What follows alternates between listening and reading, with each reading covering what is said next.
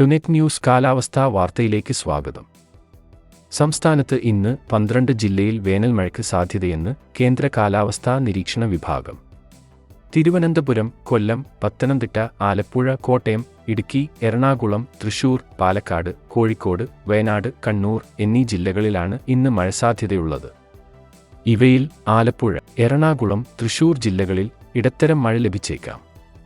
മറ്റു ജില്ലകളിൽ നേരിയ തോതിലുള്ള മഴയെ പ്രതീക്ഷിക്കേണ്ടതുള്ളൂ എന്നാണ് കേന്ദ്ര കാലാവസ്ഥാ വിഭാഗത്തിന്റെ പ്രവചനം.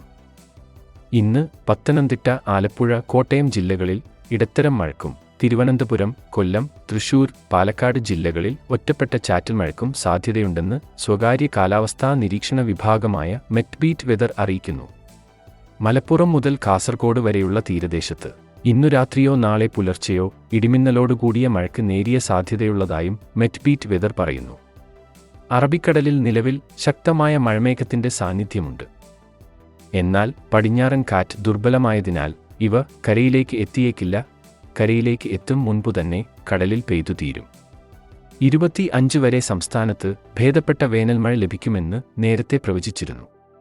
ഈ മഴമേഘമായിരുന്നു മഴ നൽകേണ്ടിയിരുന്നത്. എന്നാൽ കാറ്റ് ദുർബലമാവുകയാണുണ്ടായത്.